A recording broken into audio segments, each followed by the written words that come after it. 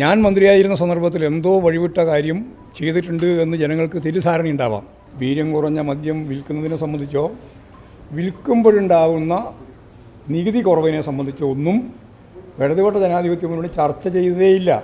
കേരളത്തെ സംബന്ധിച്ചിടത്തോളം PM ശ്രീ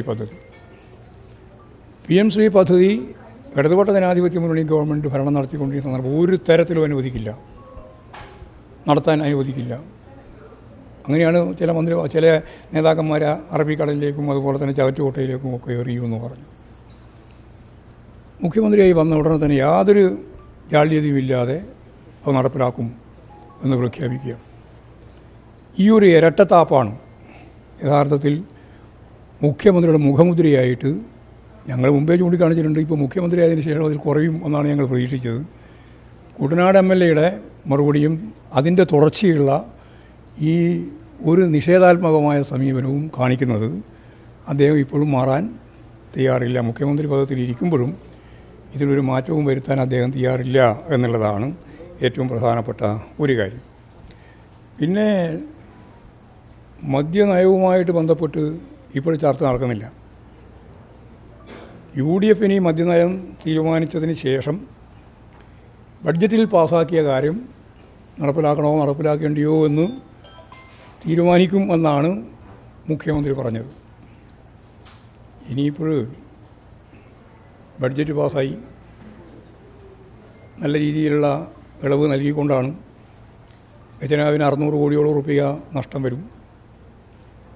ഇനിയിപ്പോഴതിൻ്റെ അടുത്ത സ്റ്റേജ് ഇതെങ്ങനെ അംഗീകരിച്ച് മുന്നോട്ടേക്ക് പോകുമെന്നുള്ളത് നമുക്ക് കാണാൻ പോവുകയാണ്.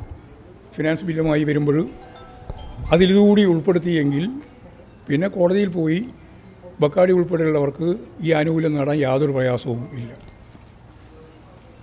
ഇങ്ങനെ കോൺഗ്രസോ UDF തൻ്റെ ഏറ്റവും അടുത്ത സഹപ്രവർത്തകർ എന്ന് പറഞ്ഞാൽ മുഖ്യമന്ത്രിയെ വാഴിക്കുന്നതിന് ഏറ്റവും കൂടുതൽ ശ്രദ്ധ പതിപ്പിച്ച ഒരു കോൺഗ്രസ് നേതാവ് എല്ലാവർക്കും അറിയാം, ഡൽഹിയിൽ ഉൾപ്പെടെ വന്ന് VM സുധീരനാണ്. ആ VM സുധീരൻ ഉൾപ്പെടെ KC വേണുഗോപാലൻ അഖിലേന്ത്യാ സംഘടനാകാര്യം കൈകാര്യം ചെയ്യുന്ന ജനറൽ സെക്രട്ടറിയാണ്. അദ്ദേഹം ഉൾപ്പെടെ നിശ്ചിതമായ രീതിയിലുള്ള വിമർശനമാണ് ഞങ്ങൾ അഖിലേന്ത്യാ അടിസ്ഥാനത്തിലും സംസ്ഥാന അടിസ്ഥാനത്തിലും ഇക്കാര്യത്തെ സംബന്ധിച്ച് ചർച്ച ചെയ്ത് കഴിഞ്ഞിട്ടില്ല, ചർച്ച ചെയ്യും എന്നാണ് പറഞ്ഞത്. നികുതി ഇളവുമായി ബന്ധപ്പെട്ടത് ഉൾപ്പെടെ വീര്യം കുറഞ്ഞ മദ്യവുമായിട്ട് ബന്ധപ്പെട്ടാണ്. ഇത് വന്നതിന് ശേഷം അദ്ദേഹം നിയമസഭയിൽ ഇതിനെ മൂടിവെക്കുന്നതിന് ഇതിനൊരു പുകമറ സൃഷ്ടിക്കുന്നതിന് അദ്ദേഹം ഒരു ഫയൽ ഉദ്ധരിക്കുകയുണ്ടായി. അതിന്ന് കേരളത്തിൽ മാധ്യമങ്ങളെല്ലാം ചർച്ച ചെയ്തുകൊണ്ടിരിക്കുകയാണ് ആ ഫയലിനെ സംബന്ധിച്ച്. ആ ഫയലിൽ എന്താണ് എഴുതിയത് എന്ന് ഇന്ന് ചില വാർത്താ മാധ്യമങ്ങൾ പ്രസിദ്ധീകരിച്ചിട്ടുണ്ട്. വളരെ സന്തോഷം. കാരണം അത് പ്രസിദ്ധീകരിക്കാതെയാണ് പറഞ്ഞതെങ്കിൽ ഞാൻ മന്ത്രിയായിരുന്ന സന്ദർഭത്തിൽ എന്തോ വഴിവിട്ട കാര്യം ചെയ്തിട്ടുണ്ട് എന്ന് ജനങ്ങൾക്ക് തെറ്റിദ്ധാരണയുണ്ടാവാം. ഇവിടെ വളരെ മുമ്പ് തന്നെ ഈ ഗവൺമെൻറ്റിൽ അതിൻ്റെയും മുമ്പിലുള്ള ഗവൺമെൻറ്റിൽ ആവശ്യപ്പെട്ടുകൊണ്ടിരിക്കുന്ന ഒരു കാര്യമാണ് ബക്കാടിയ ഉൾപ്പെടെയുള്ള ആളുകൾ ഈ ഗവൺമെൻറ്റിനും അന്നത്തെ ഗവൺമെൻറ്റിന് മുമ്പിലും അപേക്ഷയായിട്ട് വന്നത്. ഞങ്ങളുടെ നിലപാടെന്താ? വീര്യം കുറഞ്ഞ മദ്യം ഉൽപ്പാദിപ്പിക്കണം എന്ന് തന്നെയാണ്. എവിടുന്ന് കൊണ്ടുവന്ന് വിൽക്കണമെന്നല്ല, ഉൽപ്പാദിപ്പിക്കണം എന്നാണ് ഞങ്ങൾ ആലോചിച്ചത്. ഇടതുപക്ഷ ജനാധിപത്യ മുന്നണി വളരെ ഗൗരവപൂർവ്വം ചർച്ച ചെയ്ത് അന്നത്തെ എക്സൈസ് വകുപ്പ് മന്ത്രി എന്ന രീതിയിൽ ഞങ്ങൾ ആലോചിച്ചത് കേരളത്തിൽ പാഴായി പോകുന്ന ഗോവ ഉൾപ്പെടെയുള്ള മേഖലയിൽ ഫലപ്രദമായിട്ട് ഉപയോഗിക്കുന്ന, അതാണ് ഫെന്നി ഉൾപ്പെടെ ഉപയോഗിക്കുന്ന ഈ കശുമാങ്ങ കേരളത്തിൽ ഇഷ്ടം പോലെ, പ്രത്യേകിച്ച് മലബാറിൽ അതിൻ്റെ ഒരു സൊസൈറ്റി ഉൾപ്പെടെ എന്ന് പറഞ്ഞാൽ മലയോര മേഖലയിലൊരു സൊസൈറ്റി, അതായത് സാധാരണ സഹകരണ മേഖല, ഞങ്ങൾ ഈ ഫെനിയുടെ മാതൃകയിൽ വീര്യം കുറഞ്ഞ മദ്യം ഉൽപ്പാദിപ്പിക്കാൻ ഈ കശുമാങ്ങ ഉപയോഗിച്ച് അതിൻ്റെ ടെക്നോളജി ഞങ്ങളുടെ കയ്യിലുണ്ട്.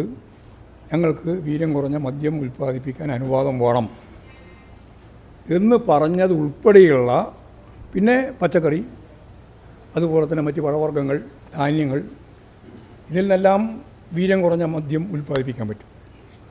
അങ്ങനെ വീര്യം കുറഞ്ഞ മദ്യം ഉൽപ്പാദിപ്പിച്ച് കർഷകർക്ക് വളരെ ഫലപ്രദമായി അവർ നഷ്ടപ്പെട്ടു പോകുന്ന, ആരും ഉപയോഗിക്കാതെ പാഴായി പോകുന്ന അവരുടെ ഏറ്റവും പ്രധാനപ്പെട്ട സാധനങ്ങൾ എന്ന് പറഞ്ഞാൽ ഈ ഞാൻ നേരത്തെ പറഞ്ഞ കശുമാങ്ങ ഉൾപ്പെടെയുള്ള സാധനങ്ങൾ, വില കുറയുന്ന കാർഷിക ഉൽപ്പന്നങ്ങൾ, ഇതിനൊക്കെ പരിഹാരം കാണാൻ നമുക്ക് വീര്യം കുറഞ്ഞ മദ്യം ഉൽപ്പാദിപ്പിക്കുകയും വിതരണം ചെയ്യുകയും ചെയ്യുന്നതിനെപ്പറ്റി ആലോചിക്കാൻ ഇടതുപക്ഷ ജനാധിപത്യ മുന്നണിയും അതുപോലെ തന്നെ ഗവൺമെൻറ്റും എക്സൈസ് വകുപ്പും ഒക്കെ തീരുമാനിച്ചു.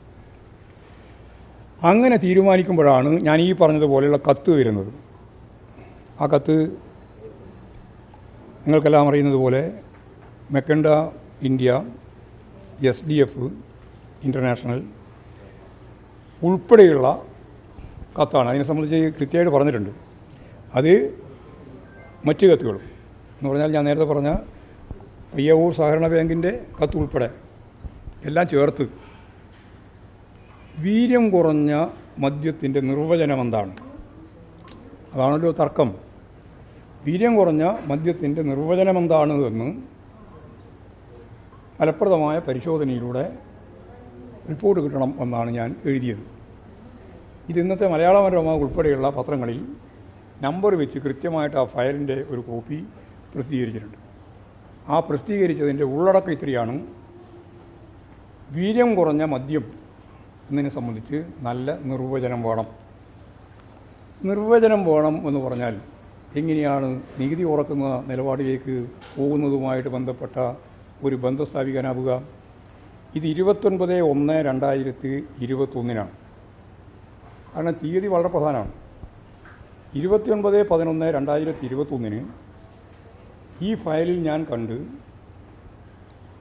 എന്താണ് വീര്യം കുറഞ്ഞ മദ്യം എന്ന നിർവചനം കൃത്യമായിട്ട് അവതരിപ്പിക്കണമെന്ന് താഴേക്ക് വിട്ട് അതിനെ തുടർന്ന് 9/1/2022 അപ്പോൾ ഞാൻ മന്ത്രിയല്ല എന്ന കാര്യം മനസ്സിലാക്കി പോകണം. 9/2/22 അവിടെ ഇത് സംബന്ധിച്ചുള്ള കാര്യങ്ങൾ സബ്ജക്റ്റ് കമ്മിറ്റിക്ക് വിട്ടു. ഈ പറയുന്ന ഫയൽ അടിസ്ഥാനപ്പെടുത്തിയിട്ടുള്ള അതൊക്കെ ഫയൽ ഇപ്പം സ്വകാര്യമാണുള്ള അല്ലല്ലോ, എല്ലാം പകൽ വെളിച്ചം പോലെ കാണാൻ കഴിയുന്നതാണ്.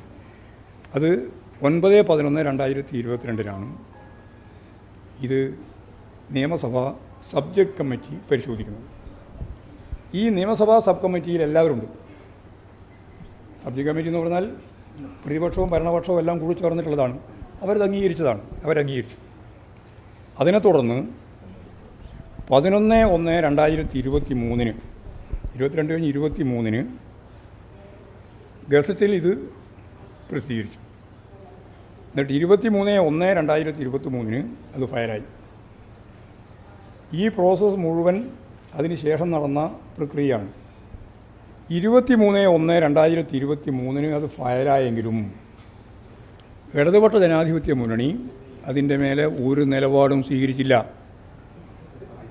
അതായത് വീര്യം കുറഞ്ഞ മദ്യം വിൽക്കുന്നതിനെ സംബന്ധിച്ചോ വിൽക്കുമ്പോഴുണ്ടാകുന്ന നികുതി കുറവിനെ സംബന്ധിച്ചോ ഒന്നും ഇടതുപക്ഷ ജനാധിപത്യ മുന്നണി ചർച്ച ചെയ്തതേയില്ല.